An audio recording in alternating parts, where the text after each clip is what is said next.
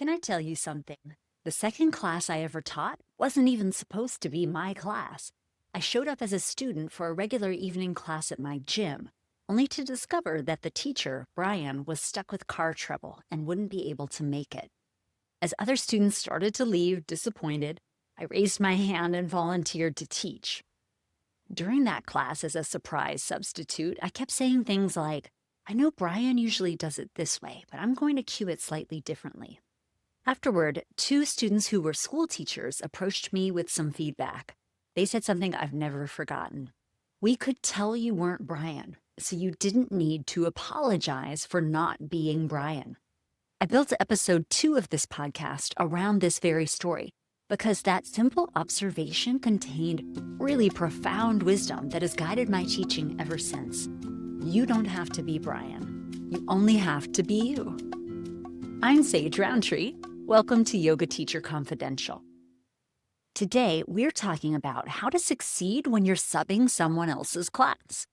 Whether you're just starting your teaching career or you're an experienced teacher stepping in for a colleague, these strategies will help you navigate the unique challenges of teaching someone else's students. Let's start by acknowledging that subbing can be nerve-wracking. You're walking into an established relationship between a teacher and their students. The regulars have expectations about how the class will flow, what language will be used, and even what music might be played. Add to that the reality that many students show up without checking who's teaching that day, and you can end up facing a room full of surprised and sometimes disappointed faces. The good news? With the right preparation and mindset, you can create a positive experience both for yourself and for your students. Let's dive into some practical hacks for successful subbing. First and foremost, communication with the regular teacher is key. Whenever possible, reach out to the teacher you're covering for and ask for guidance. Some specific questions that can be incredibly helpful. What sequence have you been working on with your students lately? Are there any themes or focused areas that you've been developing over the past few weeks? Do you have any regular students with special considerations I should be aware of? What's the general expectation for class level and intensity? Do you typically include breathwork or meditation or theming or philosophy in your class? This conversation doesn't need to be lengthy. Like even a quick text exchange can provide some really helpful context. And if you're teaching at a studio with a specific style or approach, this becomes even more important to maintain consistency for the students. When I know I'll need a sub for my class, I share my lesson plan notes with my potential substitutes if they want them. If you're the regular teacher, I encourage you to do the same. Your notes don't need to be elaborate, just the basic structure and any specific sequences you've been working on. This gives your sub a foundation to build from and ensures some continuity for your students, a through-line thread. If you're a sub requesting these notes, be specific about what would be helpful. You might say something like, would you mind sharing your general class structure and any peak poses or themes you've been working on? Because I would love to provide some consistency and continuity for your students. Of course, there will be times when communication with the regular teacher isn't possible. They might be ill or dealing with an emergency. In these cases, you'll need to rely on studio staff or on your own resilience and adaptability. But whenever possible, start with this direct connection. When you arrive to teach class as a sub, how you introduce yourself and the energy you bring in sets the tone for everything that follows. Here are some key elements for a strong introduction of yourself as a sub. First, acknowledge the situation directly. They can see you're not Brian, but positively. Hello, everyone. I'm Sage, and I'll be your teacher today while Jordan is away. This simple statement addresses the elephant in the room without apologizing or undermining your authority. Share a very brief bit about yourself or your teaching background or your connection to the regular teacher if you have one, because this helps students place you in a context they understand. Express appreciation for the opportunity to teach them. Simply saying something like, I'm looking forward to practicing with you today, or I'm so happy to be here with you, conveys that you value this experience. Mention any communication you've had with the regular teacher. Now, Jordan mentioned you've been working on single leg standing balance poses lately, so let's continue with that focus today. This reassures students that there's some continuity and intention behind your presence. Set expectations about your teaching style without apologizing for it. My approach might feel a little bit different from Jordan's, but we'll cover similar territory. Think of it like taking a different path up the same mountain. This prepares students for the inevitable differences they will experience when you sub. But what you shouldn't do is outright apologize for being the sub. Remember, we could tell you weren't Brian. You didn't need to apologize for not being Brian. Your students can see you. They know you're not their regular teacher. They don't expect you to be an exact replica. What they do want is a teacher who is confident, who's prepared, and who is respectful of the class culture that they're stepping into. Speaking of class culture, one of the trickiest aspects of subbing is navigating the established norms and rituals of a class you don't usually teach. You probably have noticed every class has its own microculture. There are unspoken expectations, mores, and norms about how things are done. Like, do students typically set up in a particular mat formation? Or does class begin with Om or a specific centering practice? Is there a standard warm-up sequence they do every time? Are there inside jokes or references that regularly appear? Do students expect hands-on assists? You can gather some of this information from the regular teacher, but you can also observe and outright ask. When students are setting up, notice how they arrange their mats. If you're unsure about a particular aspect of class, it's perfectly fine to ask the students directly. Does this class typically start with an Om?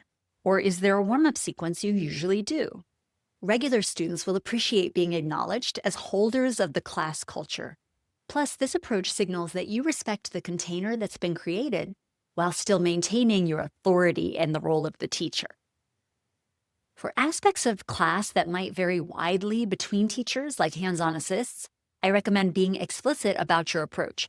If you do offer physical assists, you might say, I occasionally offer hands-on assists in my teaching. If you'd prefer not to receive them today, please give me a small head shake when I approach your mat or growl at me. Or use a consent card and ask students to flip the card to no or to yes whenever they like throughout the course of class.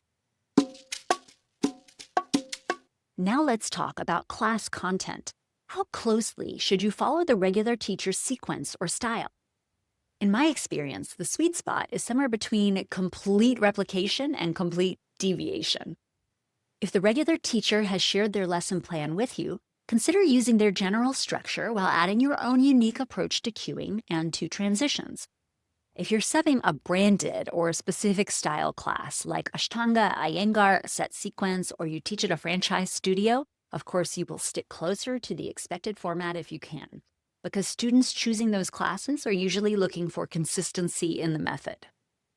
For more general open classes like slow flow or all levels yoga, you have way more latitude to bring in your own teaching voice and your own preferred sequences. Just be mindful to offer an appropriate level of intensity and an appropriate level of complexity for the class description. Make sure you read it before you teach, and for the student population your eyes tell you is in front of you. Whichever approach you take, remember that familiarity and repetition is deeply comforting for students, including some common elements that the regular teacher always offers, like a specific warm-up series or that Om to open class. This can help students feel grounded in the experience, even with a different teacher. That said, don't try to mimic the regular teacher style if it doesn't feel authentic to you. Students will always respond better to a genuine expression of your teaching than to a weird, forced imitation of someone else's approach. You're not Brian, and that's perfectly okay. Let's address a common challenge when subbing, the mixed reception you may receive from students. Now, in an ideal world, all students would approach substitute teachers with curiosity and openness. In reality, you may encounter a range of reactions from enthusiasm to disappointment. Some students might even walk out when they realize their regular teacher isn't there. Please, friend, try not to take this personally. It almost never has anything to do with you specifically. Students have their own reasons for their practice preferences. Others might stay but demonstrate resistance through body language or by modifying the practice extensively. Again, this is usually way more about their attachment to routine rather than a value judgment about your teaching. Then there are the loyal regulars who show up regardless of who's teaching and who are genuinely happy to experience a different perspective. Yay. These students are gold. They bring energy and openness to your sub experience. How do you handle this mix? Well, first, focus your attention on the students who are engaged. Their receptivity will create a positive atmosphere that can sometimes win over the more hesitant participants, and that will, of course, give your confidence a boost. Second, acknowledge the unusual situation with a touch of humor or a little warmth. Something like, I know I might be using different language than you're used to, so let's think of it as cross-training for your yoga listening skills. Saying something like that can lighten the mood. Finally, be especially attentive to giving options and to giving permission. Students who feel unsure about a new teacher will really appreciate explicit invitation to modify or to take familiar variations of the shapes. You could say something like, if you have a way you usually work with this pose in your body, please feel free to continue with that. One particularly valuable approach when subbing is to leverage the knowledge in the room. Regular students often have a deep understanding of the class culture and sequence. And rather than seeing this as threatening to your authority, you can view it as a resource. You might say, I understand you've been working on a specific transition sequence. Would anyone be willing to demonstrate how you've been approaching it for me? This acknowledges the student's experience while maintaining your role as the facilitator, as the guide. If a student offers unsolicited corrections about how we usually do it, respond with gratitude rather than defensiveness. Thanks for sharing that. It's really helpful to know the class history. Then make a conscious choice about whether to incorporate their suggestion or to maintain your own approach. This collaborative spirit creates a positive experience even when the class content differs from what the students had expected from their regular teacher. It can transform the sub experience from a disappointment, oh, our teacher is absent, to an opportunity. We get to share our practice with a new perspective. We get to learn something new. After class, taking a few minutes for a reflection can help you grow as a teacher. This is how you evolve your voice. You note what worked well and what you would do differently next time. Were there any particularly challenging moments? And if so, how did you handle them? I keep a teaching journal where I note these reflections, especially for sub experiences. Over time, I've developed a better sense of how to adapt my teaching for different class cultures and for student expectations.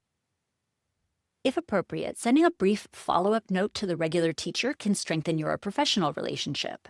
Something simple, like, thanks for the opportunity to sub your class. I'm so grateful you thought of me and asked me to cover. Your students were wonderful to work with, and we explored this sequence or this theme as you suggested.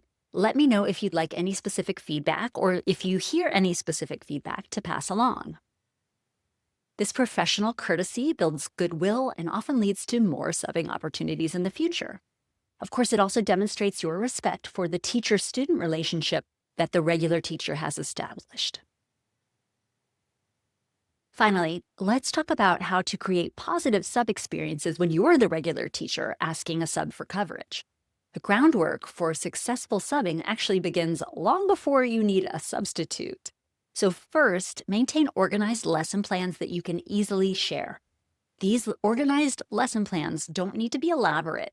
Even a simple outline of your typical class structure, key sequences, and any current themes or focus areas can be incredibly helpful for a sub.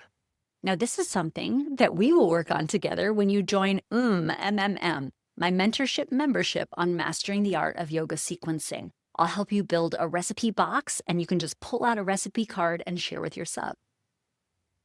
Second, cultivate a sub list of go-to teachers whose style is compatible with yours. Now, they don't need to be identical. In fact, some stylistic variety is really good for your students. But having a roster of subs who understand your general approach creates more consistency for your students.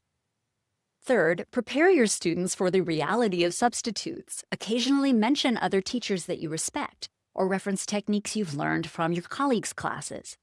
This subtly communicates that the yoga world is bigger than just your teaching, and that helps keep your students open to different perspectives. When you do need a sub, provide as much information as you can. The class level, the typical student attendance, any regulars with special considerations, your recent class themes, your recent lesson plans. If you have them written out, sharing them is invaluable. After your sub teaches, follow up with both the substitute teacher and with your students. Thank the sub for covering your class, ask if there were any notable moments or questions from students, and when you return to your class, acknowledge the substitute's contribution. I heard Chris led a wonderful class on balance poses while I was away. This entire process normalizes the substitute experience, and it creates a community of teachers supporting each other, rather than isolated teacher-student relationships that are incapable of accommodating change. Let me leave you with this thought. Subbing is not just a professional necessity in the yoga world, it's a major opportunity for growth, both for you as a teacher and for the students you encounter. Each sub experience challenges you to communicate clearly, to adapt skillfully, and to bring your authentic teaching to a new context. For students, experiencing different teachers offers them fresh perspectives on familiar poses.